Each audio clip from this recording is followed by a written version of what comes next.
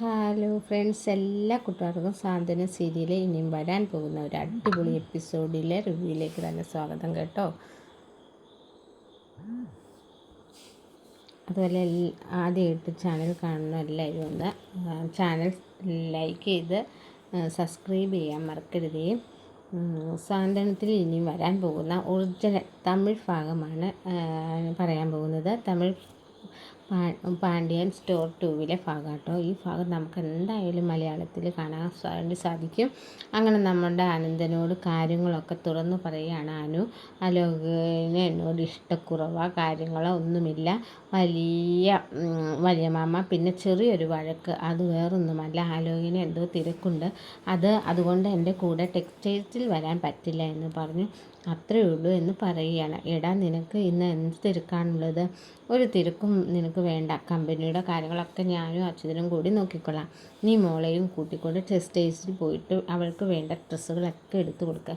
എന്നിട്ട് പറയാണ് ശരി വല്യച്ഛ എന്ന് പറഞ്ഞ് ആലോകൻ നമ്മുടെ അനുവിനെയും കൂട്ടിക്കൊണ്ട് പോവുക കേട്ടോ. അതിനുശേഷം നമ്മുടെ അനന്തൻ അച്ഛനോട് പറയാം, നിൻ്റെ മോനോട് നല്ല വർത്തമാനം പറഞ്ഞ് കൊടുക്കടാ. നിൻ്റെ മോൻ എന്താടാ ഇങ്ങനെ എന്നൊക്കെ ചോദിച്ചിട്ട് അനന്തൻ അവിടെ നിന്ന് പോവുകയാണ്. അച്യുതൻ ആലോകനോട് ഇവിടെ വന്നോടാ എന്ന് പറഞ്ഞ് വിളിക്കുകയാണ്. എന്താ അച്ഛാ, അല്ല ഏട്ടൻ്റെ സ്വഭാവം എന്താ പെട്ടെന്ന് മാറിയത്? എനിക്ക് കാര്യം മനസ്സിലായി അച്ഛാ. ഇന്ന് രാവിലെ ഞാൻ മിത്രയും കൊണ്ട് മിത്രേനെയും കൊണ്ട് അവളുടെ അച്ഛൻ്റെ അടുത്ത് പോയായിരുന്നു. അതെ, അവൾ എന്നോട് പറഞ്ഞു ഞാൻ അനുവിനെ ഉപദ്രവിക്കുമ്പോൾ അവിടെ ആര്യനെ അവളെ ഉപദ്രവിക്കുന്ന. അപ്പം മിത്ര അച്ഛനെ കണ്ടിട്ട് പറഞ്ഞു, മിത്ര സംസാരിക്കുമായിരുന്നു അച്ഛനോട്, അനുവിനെ ഒന്നും ചെയ്യരുത്, അനുവിനെ ഉപദ്രവിച്ചിട്ടുണ്ടെങ്കിൽ ഇവിടെ ആര്യൻ എന്നെ ഉപദ്രവിക്കും എന്നൊക്കെ ഞാൻ പറഞ്ഞു. അത് കേട്ട പോലെ മൈൻഡ് ഒന്നും ചെയ്തിട്ടില്ല. അവൾ അതേ കാര്യം വന്നിട്ട് വല്യച്ഛനോട് പറഞ്ഞിട്ടുണ്ടാവും. വല്യച്ഛൻ സ്വന്തം മോളാണല്ലോ. അപ്പോൾ എന്നിട്ട് അവൾ വേദനിക്കുന്നത് കാണാൻ വയ്യ. അതുകൊണ്ടാണ് ഞാൻ അനുവിൻ്റെ അടുത്ത് സ്നേഹത്തോടെ പെരുമാറുന്നത് എന്ന് പറയുന്നത്. ഓഹോ, അപ്പം നമ്മുടെ കൂടെ ഇത്രയും നാൾ നിന്നിട്ട് ചേട്ടൻ ഇപ്പോൾ കൂട് മാറിയല്ലേ?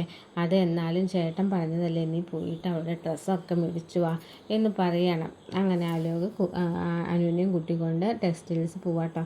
2-3 ഡ്രസ്സ് ഇങ്ങനെ കാണിച്ചു കൊടുക്കുന്നുണ്ട്. ഈ ഡ്രസ്സ് എനിക്ക് ചേരുന്നുണ്ടോ അല്ല കേട്ടാ ചോദിക്കുമ്പോൾ നിനക്ക് ഒരു ഡ്രസ്സും ചേരില്ല. അല്ല, ഈ കളർ എനിക്ക് ചേരുന്നുണ്ടോ? കുഴപ്പമില്ല, കൊള്ളില്ല എന്ന് അർത്ഥം. അപ്പോൾ ഇത് എന്താ ചേച്ചി, അതെടുക്കുക ചേച്ചി, ഇതൊക്കെ എന്തൊക്കെ പറയുക?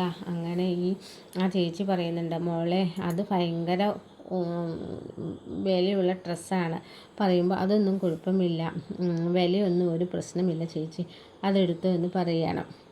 അപ്പോൾ ഈ ഡ്രസ്സ് നല്ലതാണോ ആ ഡ്രസ്സ് നല്ലതാണോ എന്നൊക്കെ ആലോകിനോട് നമ്മുടെ അനു ചോദിക്കുന്നുണ്ട്. പക്ഷേ ആലോക് പറയണ്ടോ അതൊന്നും എനിക്ക് ഇഷ്ടപ്പെട്ടില്ലാണ്. അനു അങ്ങനെ ഡ്രസ്സെല്ലാം തന്നെ എടുക്കുക കേട്ടോ.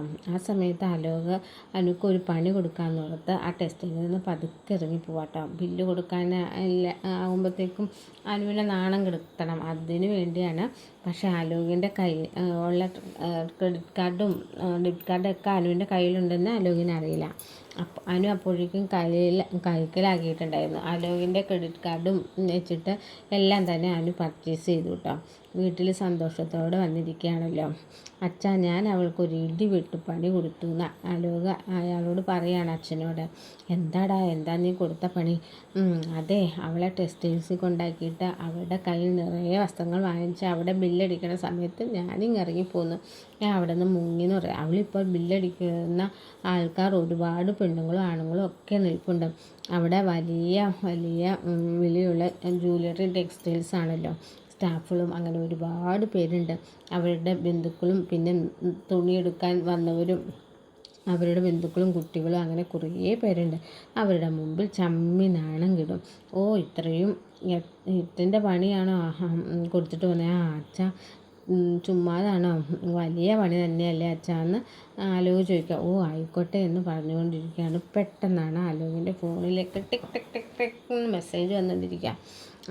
അതെന്താ ഇങ്ങനെ മെസ്സേജ് വരുന്നത് നോക്കുമ്പോൾ പൈസ ഇങ്ങനെ പോയി മെസ്സേജ് വഴിയട്ടോ. ക്രെഡിറ്റ് കാർഡിൽ നിന്ന് മെസ്സേജാണ്. അച്ഛൻ എൻ്റെ അക്കൗണ്ടിൽ നിന്ന് പൈസ പോയിക്കൊണ്ടിരിക്കുന്നു. എൻ്റെ ക്രെഡിറ്റ് കാർഡിൽ നിന്ന് പൈസയോ? പോകുന്നു. എടാ അതെവിടെയാ പോയെന്ന് നോക്കുന്നേ. അപ്പം ആ ടെക്സ്റ്റൈൽസിൻ്റെ പേര് കാര്യങ്ങളൊക്കെ എഴുതി കാട്ടണം കേട്ടാ. അച്ഛാ അവൾ പോയി ടെക്സ്റ്റൈൽസിൽ നിന്നാണല്ലോ അച്ഛാ. അപ്പോൾ നീ ക്രെഡിറ്റ് കാർഡ് അവിടെ വെച്ച് അത് ഞാൻ എൻ്റെ പേഴ്സിൽ. അയ്യോ അച്ഛാ പേഴ്സിൽ ക്രെഡിറ്റ് കാർഡ് കാണുന്നില്ല. എടാ മണ്ടാ ഇടു അവളുടെ കയ്യിൽ കൊടുത്തിട്ടാണോടാ നീ ഇവിടെ വന്ന് സന്തോഷത്തോടെ ഇരിക്കുന്നത്? നിൻ്റെ അമ്മ പ്രസവിക്കുന്ന സമയത്ത് വല്ല കഴുതേനും പ്രസവിച്ചാൽ മതിയായിരുന്നു. മരക്കഴുത എന്ന് പറയുമ്പോഴേക്കും അലോക് വേഗം തന്നെ ടെക്സ്റ്റൈൽസിൽ പോവാട്ടോ. അപ്പോഴേക്കും അവന് പർച്ചേസൊക്കെ കഴിഞ്ഞിട്ട് ഇറങ്ങിയിട്ടുണ്ടായിരുന്നു.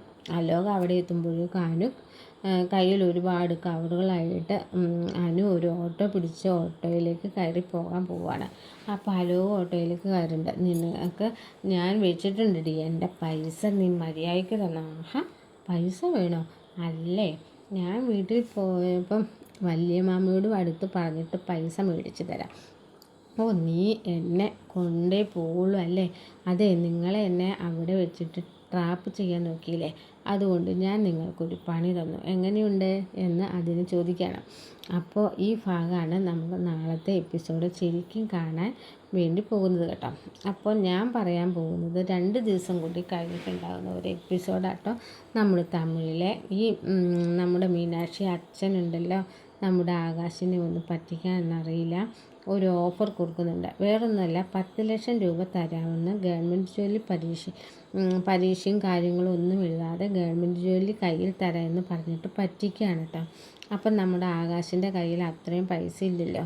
ആകാശം എന്താ ചെയ്യുന്നത് വെച്ചാൽ നമ്മുടെ ബാലൻ കുറേശ്ശെ ആയിട്ട് നമ്മുടെ കടയിൽ നിന്ന് കിട്ടുന്ന ലാഭമൊക്കെ ഇങ്ങനെ പൈസയൊക്കെ കൂട്ടി വയ്ക്കുന്ന ഒരു അക്കൗണ്ട് ഉണ്ട് ബാലന്.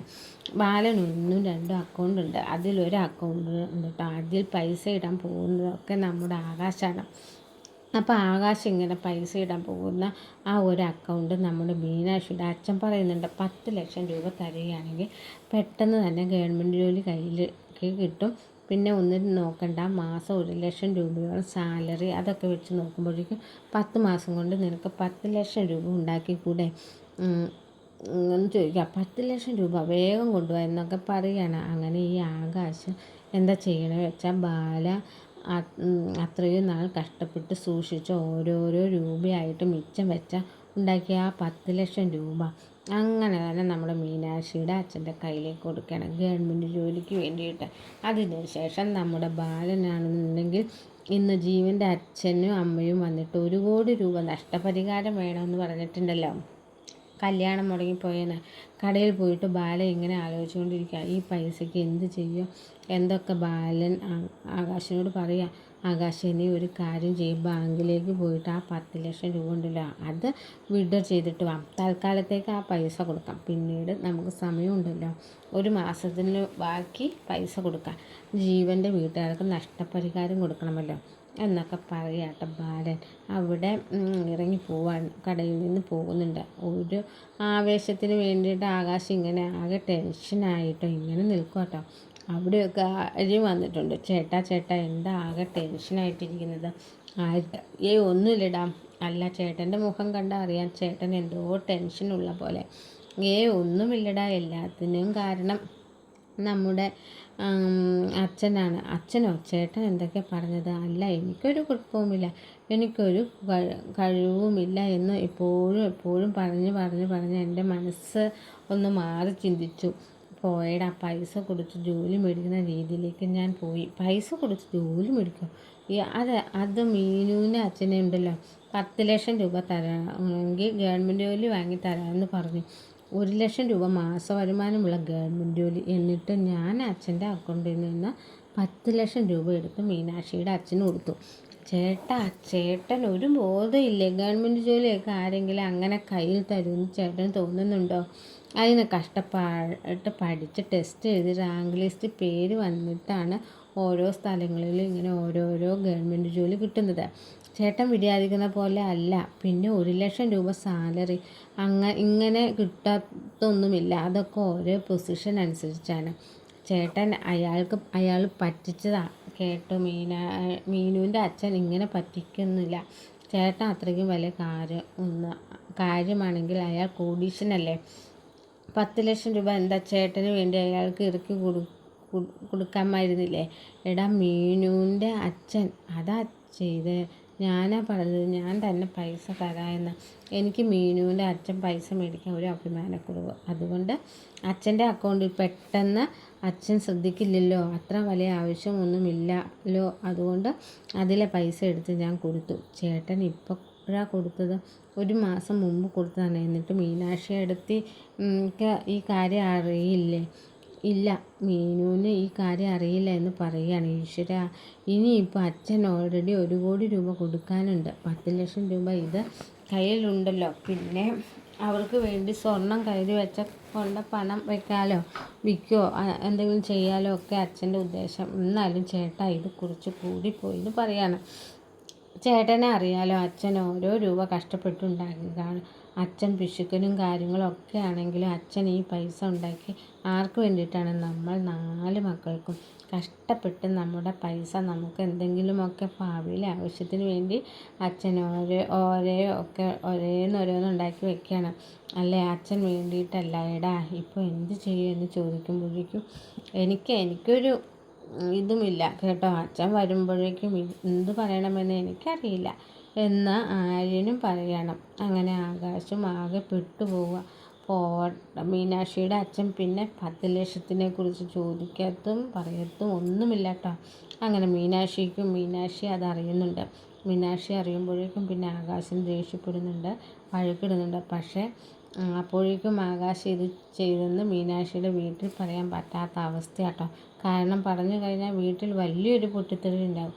അതുകൊണ്ട് മീനാക്ഷി ഇപ്പം വീട്ടിൽ ഒരു കാര്യവും പറയുന്നില്ല.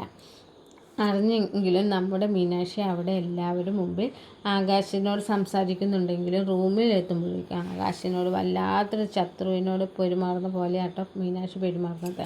അങ്ങനെ 10 ലക്ഷം രൂപ വെള്ളത്തിൽ പോയ ഭാഗമാണ് നമ്മൾ മറ്റന്നാളെ എപ്പിസോഡിലൊക്കെ കാണാൻ വേണ്ടി പോകുന്നത് കേട്ടോ. ആകാശിൻ്റെ അഹങ്കാരത്തിന് വിവരമില്ലായ്മയ്ക്കും പൊട്ടടുത്തതെന്തും കിട്ടുന്ന ഒരു മറുപടി. ശരിക്കും പറഞ്ഞാൽ ഈ 2-3 എപ്പിസോഡാണ് ഇത്. ശരിക്കും തമിഴിലെ ഈ ഭാഗം കഴിഞ്ഞിട്ട് വരുന്ന ഭാഗമാണ് ഇത് കേട്ടോ. അപ്പം മലയാളത്തിൽ എങ്ങനെയായിരിക്കും ഈ ഭാഗം വരുന്നതെന്ന് നമുക്ക് കാത്തിരുന്ന് കാണാം ഫ്രണ്ട്സ്. വീഡിയോ ഇഷ്ടമായ ലൈക്ക് ചെയ്യാനും സബ്സ്ക്രൈബ് ചെയ്യാനും കമൻറ്റ് ചെയ്യാനും മറക്കരുത്. മറ്റൊരു വീഡിയോയുമായി വീണ്ടും കാണാം. Okay, bye, take care, good night.